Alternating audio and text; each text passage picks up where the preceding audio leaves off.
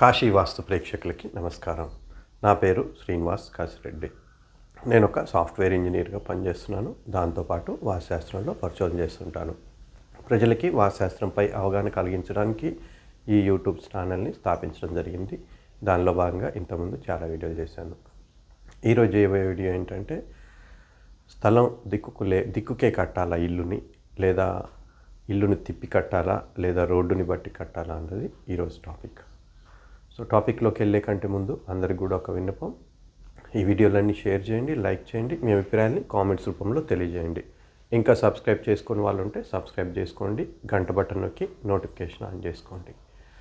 ఇంకా టాపిక్లోకి వెళ్తే, సో స్థలం దిక్కుకు లేనప్పుడు ఏం చేయాలి, సో అసలు ఇల్లు ఎలా కట్టాలి, దిక్కుకు అనుకూలంగా కట్టాలా, రోడ్డుకు అనుకూలంగా కట్టాలి, ఎలా కట్టాలన్నది. సో ఇక్కడ మనకు 3 పద్ధతులు ఉన్నాయి. ఒకటి ప్రాచీన పద్ధతి, 2 ఆధునిక పద్ధతి, 3 నేను స్వయంగా డెవలప్ చేసిన డిగ్రీల వాస్తు పద్ధతి.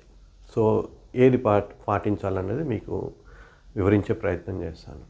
ముందుగా ప్రాచీన గ్రంథాల ప్రకారం ఏంటంటే స్థలం మీ ఇంటిని దిక్కుకే కట్టుకోవాలన్నారు. అంటే ఏంటి, వీధులు కానీ ఏర్పాటు చేసేటప్పుడు మీ వీధులు ఏర్పాటు చేసేటప్పుడు దిక్కుకు అనుకూలంగా వీధులు ఏర్పాటు చేయాలని చెప్పారు.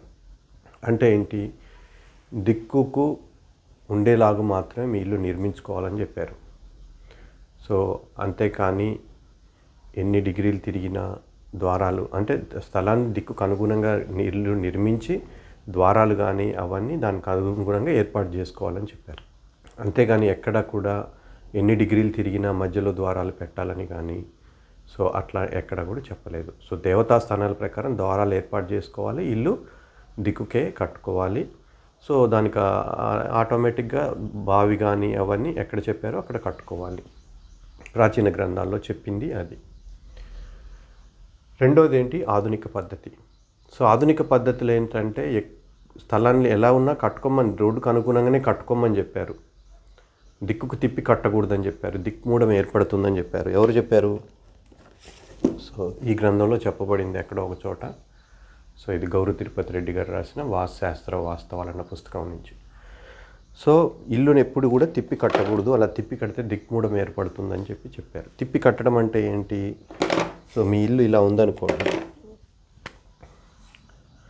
సో రోడ్డు ఇలా ఉంది, సో తూర్పు ఇక్కడ వచ్చిందనుకోండి, సో ఇలా కట్టుకోవడం అనమాట. సో ఇది తూర్పు అనుకోండి, ఈస్టు, సో ఇలా కట్టుకుంటారు, ఇలా. సో ఇలా కట్టుకోకూడదని ఆధునిక వాస్తుశాస్త్రం కూడా చెప్తా ఉంది.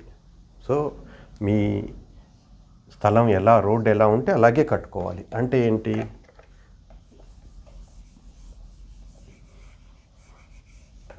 సో మీ తూర్పు ఎక్కడున్నా సరే, ఇది తూర్పు అనుకోండి, ఎగ్జాక్ట్గా సెంటర్లో లేదు, మీ స్థలం ఇలా ఉంది, సో ఇలాగే ఇల్లు కట్టుకోవాలి. సో తూర్పు ఇక్కడ లేదు, ఇక్కడున్నా సరే రోడ్డుకు అనుగుణంగా మాత్రమే మీ ఇల్లు కట్టుకోవాలని చెప్పారు. సో అలా తిప్పి కట్టకూడదు. ఇంకా కొంతమంది ఇలా కూడా కడుతున్నారు. ఏం చేస్తున్నారంటే, స్థలం ఇలా ఉందనుకోండి, సో స్థలం ప్రహరీ మామూలుగా రోడ్డుకు అనుకూలంగా కట్టి ఇల్లుని ఇలా నిర్మించి కడుతున్నారు. ఇది ఇంకా దోషం. సో ఇది కూడా దోషం. ఏమవుతుందండి ఆలోచించండి, స్థలము వేస్ట్ అవుతుంది. తర్వాత ఇంకొకటి కూడా ఆలోచించాలి, మీ స్థలం 0 డిగ్రీస్కుంటే అద్భుతాలు జరుగుతాయి అన్న విషయంలోంచి మర్చిపోండి, బయటికి రండి. సో చాలా గృహాలు 0 డిగ్రీస్లో కట్టినవి కూడా ఫెయిల్ అయ్యి ఉంటాయి.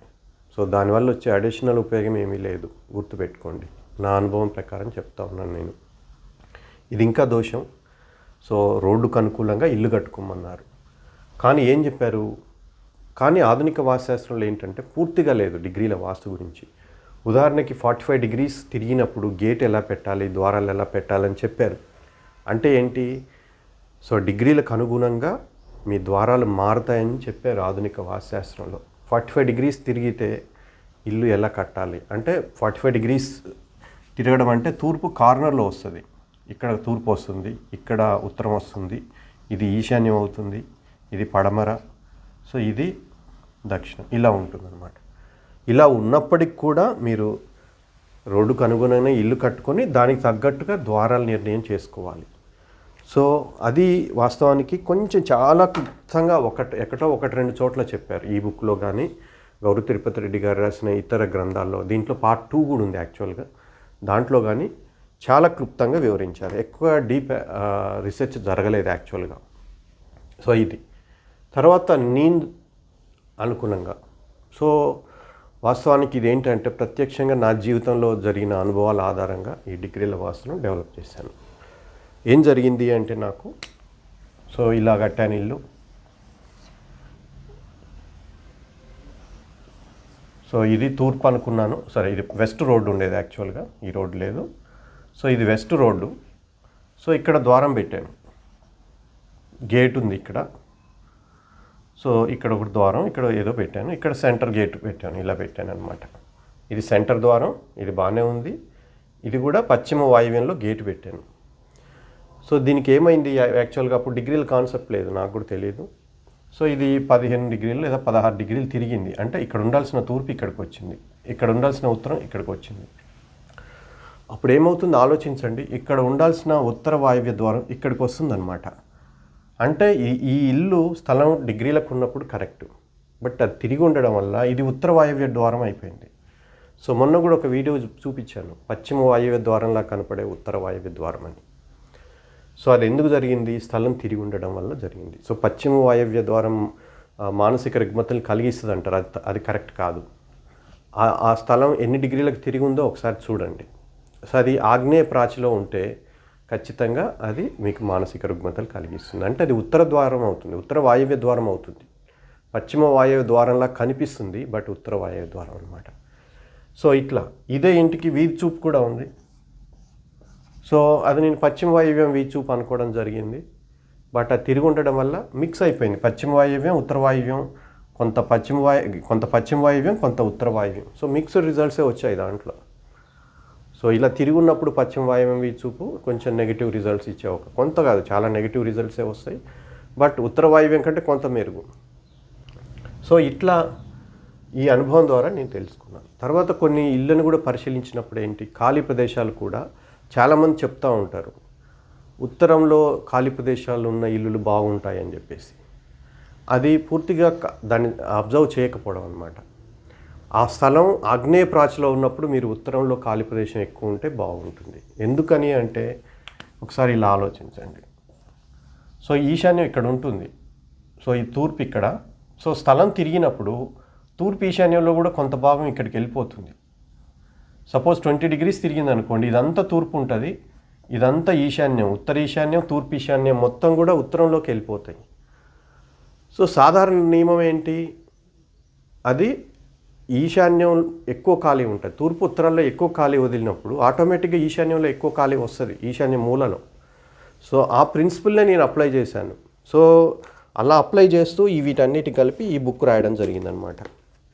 సో డిగ్రీల వాస్తు నేర్చుకోవాలి అంటే సో ఈ బుక్ తీసుకోండి. సో ఈ బుక్లో సో స్థలం తిరిగి ఉన్నప్పుడు ద్వారాలు ఎలా పెట్టాలి, ఖాళీ ప్రదేశాలు ఎలా ఏర్పాటు చేయాలి, సెప్టిక్ ట్యాంక్ స్థానం ఎలా మారుతుంది, బావి స్థానం ఎలా మారుతుంది, ఇవన్నీ కూడా దీంట్లో వివరించడం జరిగింది. సో ప్రతి 5 డిగ్రీలు 10 డిగ్రీలకు కూడా ఇల్లు తిరిగి ఉన్నప్పుడు ఎలా నిర్మించాలనేది దీంట్లో వివరించడం జరిగింది. అయితే ఇప్పుడు సో ద్వారాలు కూడా మారిపోతాయి, ఖాళీ ప్రదేశాలు. సో తర్వాత నేను ఇంకోటి కూడా అబ్జర్వ్ చేశాను. సో సంధి కోణం అని చెప్పేసి 22.5 డిగ్రీస్ దాటి తిరిగినాక సో దాన్ని తూర్పు రోడ్డు కానీ, ఉత్తరం రోడ్డు అని, దక్షిణం రోడ్డు అని, పడమర రోడ్డు అని అనకూడదు. సో మీ స్థలం 22.5 డిగ్రీస్ దాటి తిరిగితే అది విదిక్కులోకి వెళ్ళిపోతుంది. సో అందుకే ఆ 22.5 డిగ్రీస్ని సంధి కోణం అని చెప్పి నేను పేరు పెట్టాను. సో అది అర్థం చేసుకుంటే మీకు చాలా విషయాలు సాల్వ్ అవుతాయి వాస్తుశాస్త్రంలో. చాలామంది 30 డిగ్రీస్ తిరిగిన ఈశాన్యంలో, 25 డిగ్రీస్ తిరిగిన ఈశాన్యంలో, తూర్పు ఈశాన్యంలో ద్వారం పెడతారు. ఎటు తిరిగినప్పుడు ఇట్లా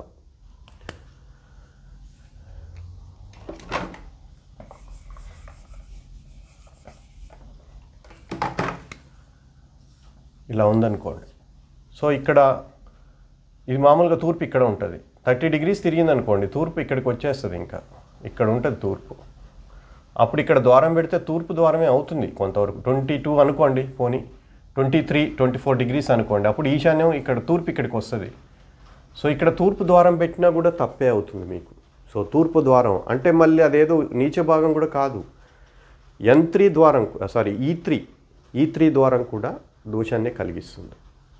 సో అట్లా అలాగే స్థలం ఈశాన్య ప్రాచిలో ఉందనుకోండి, దక్షిణాగ్నేయంలో డోర్ పెట్టకూడదు మీరు. సో కిచెన్కి బయటకు వెళ్ళడానికి డోర్ పెట్టారనుకోండి, అది తూర్పు ఆగ్నేయ ద్వారం ఇచ్చే ఫలితాలు ఇస్తాయి. బట్ అదేంటో ఆశ్చర్యకరంగా ఏంటంటే స్థలాలు ఎక్కువ శాతం ఆగ్నేయ ప్రాచిలో ఉంటాయి. సో మన తూర్పు ఎడమవైపున వస్తుంది, అంటే సూర్యుడు కూడా కొంచెం ఎడవైపున వస్తూ ఉంటాడు చాలా ప్లేస్లకి. సో దాని గురించి ఆలోచించి చాలామంది ఏమంటారంటే ఉత్తరంలో ఖాళీ ఎక్కువ ఉంటే మంచిది అంటారు. అది కాదు. సో ఈశాన్య ప్రాచిలో ఉందనుకోండి, తూర్పులో ఎక్కువ ఖాళీ ఉండాలి. ఆగ్నేయ ప్రాచిలో ఉంటే ఉత్తరంలో ఎక్కువ ఖాళీ ఉండాలి. సో నేను ఆధునిక వాస్తు గౌరీ తిరుపతి రెడ్డి గారు లేదా అంతకుముందు ముద్రగడ రామారావు గారు వీళ్ళు డెవలప్ చేసిన ఆధునిక వాస్తుని మరింత దాని కొనసాగింపుగా మాత్రమే నేను చేశాను. అయ్యే నియమాలు వర్తిస్తాయి. సో 100% ఈశాన్య ద్వారాలు, పశ్చిమ వాయవ్య ద్వారం, దక్షిణాగ్నేయ ద్వారం చాలా మంచివి. వాటి గురించి మీరు కంగారు పడద్దు. బట్ స్థలం దిక్కుకుందా లేదా అన్నది చూసుకోండి, ఎటువైపు తిరిగిందన్నది చూడండి. అలాగే సెప్టిక్ ట్యాంక్ కూడా చాలామంది అడుగుతున్నారు, చెప్తా ఉన్నారు కొంతమంది, ఎన్ని డిగ్రీలు తిరిగినా మధ్యలో ద్వారాలు పెట్టండి, మేము ఎక్కడో చూసాం, మా గురువులు చెప్పారని చెప్తున్నారు. బుక్లో ఫస్ట్ ప్రాచీన గ్రంథాల్లో దిక్కుకు అనుగుణంగా ఇల్లు కట్టుకోమని చెప్పారు. ఇంకా తర్వాత అది రెండో విషయం. ఇంకా దిక్కుకు అనుగుణంగా ఇల్లు కట్టుకోనప్పుడు ఇంకేదైనా చేయొచ్చు అంటే ఎట్లా ఉంటుంది చెప్పండి. సో ఎత్తు నుంచి దూకొద్దు, దెబ్బ తగులుతుందని చెప్తారు. కనీసం దూకేటప్పుడు అక్కడ కింద పరుపు లాంటిది మెత్తడి తీసుకున్నా దూకాలి. అంతేగాని దూకొద్దన్నారు అయినా మేము దూకుతాం, కింద ఏం పెట్టుకోవద్దు అంటే ఎట్లా ఉంటుంది ఆలోచించండి. సో అప్పుడు ఈ డిగ్రీల వాస్తుని ఆలోచించండి. సో మధ్య ద్వారాలు పెట్టండి, ఎన్ని డిగ్రీలు తిరిగినా ఓకే. మరి సెప్టిక్ ట్యాంక్ని ఏం చేస్తారు? సెప్టిక్ ట్యాంకుని జరపరా? ఒకసారి ఆలోచించండి. బావిని జరపరా? సో ఇట్లాంటి చాలా సమస్యలు వస్తాయి. సో అవన్నీ ఆలోచించే ఈ బుక్ రాయడం జరిగింది. సో మీరు ఎన్ని డిగ్రీలు తిరిగినా ఇల్లు అద్భుతమైన ఇల్లు కట్టవచ్చు. ఎప్పుడు మీరు కొన్ని విషయాల్లో రాజీ పడాలి. నాకు పార్కింగ్ లాంటివి, ముఖ్యంగా స్థలం డిగ్రీలకు తిరిగినప్పుడు పార్కింగ్ ఏర్పాటు చేయడం కష్టం, పెద్ద గేట్ ఏర్పాటు చేయడం కష్టం. సో ఇట్లాంటి కొన్ని సమస్యలు ఉంటాయి తప్ప మిగతాయన్నీ. సో స్థలం 45 degrees తిరిగినా బాగానే ఉంటుంది, 0 degreesలో తిరిగినా బాగానే ఉంటుంది. బట్ అటు ఇటు కాకుండా ఒక 20 నుంచి 25 degrees మధ్య తిరిగి ఉన్నప్పుడు చాలా ఇబ్బంది అవుతుంది. సో అటు దిక్కుకుండదు, ఇది విదిక్కులో ఉండదు అనమాట. సో గదులు ఏర్పాటు చేయడం, లోపల టాయిలెట్లు ఏర్పాటు చేయడం, ఇట్లాంటి కొన్ని సమస్యలు వస్తాయి.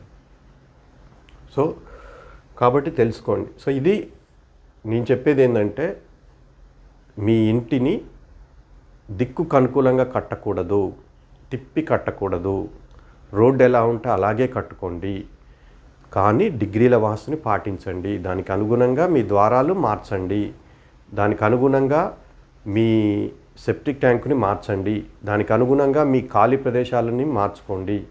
అప్పుడు మీకు ఒకే ఫలితం ఇస్తుంది. అదనంగా మీరు 0 degreesకి తిప్పి కట్టడం వల్ల నష్టమే కానీ లాభం ఉండదు. మీరు స్థలాల కోసం వెతుకుతున్నారు. సో మాకు 0 degrees ఉన్న స్థలం దొరకట్లేదు, ఏమవ్వదు. సో నేను చెప్పేది ఒకటే, 20 నుంచి 25 మధ్యలో తిరిగిన స్థలాలు అవాయిడ్ చేయండి. అవి కూడా ఓకే, కొన్ని రాజీ పడితే కొంతవరకు కట్టొచ్చు. బట్ ఏదో 10 degrees తిరిగింది ఏమవ్వదు. సో కాకపోతే అది ఎటు తిరిగింది, ఎన్ని డిగ్రీలు తిరిగింది, మీకు ఏమేం కావాలి, పార్కింగ్ కావాలా, ఇట్లాంటి అవసరాలని బట్టి కొంత రాజీ పడితే మంచి ఇల్లు కట్టవచ్చు. అది తెలుసుకోండి.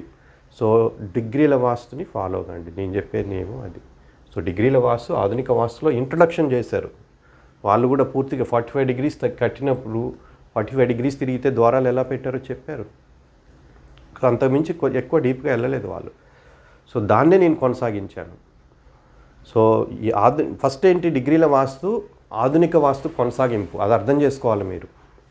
ఎందుకంటే ప్రాచీన వాస్తు ఫాలో అవుతూ మళ్ళీ డిగ్రీల వాస్తు అంటే అది కుదరదు. ఎందుకంటే వాస్తు నియమాలు, ద్వారాలు అవన్నీ కొన్ని పూర్తిగా విరుద్ధంగా ఉంటాయి. సో ప్రాచీన నియమాలు చాలామంది చెప్పేవాళ్ళే వాటి పాటించరు అనుకోండి. ఉదాహరణకు దేవతా స్థానాలు వాళ్ళే పాటించరు, అది వేరే విషయం.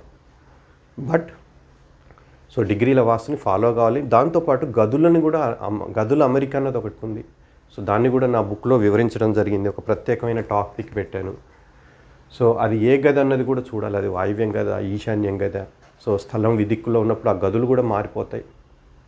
సో అప్పుడు ద్వారాలు ఏర్పాటు చేసేటప్పుడు ఆ గదిని కూడా అది ఏ గది అన్నది మీరు ఆలోచించాలి. సో గదినెరిగి దిక్కునెరిగి ద్వారాలు పెట్టాలి, అది తెలుసుకోండి. ఈ వీడియో మీకు అందరికి కూడా ఉపయోగకరంగా ఉందని భావిస్తున్నాను. నమస్కారం.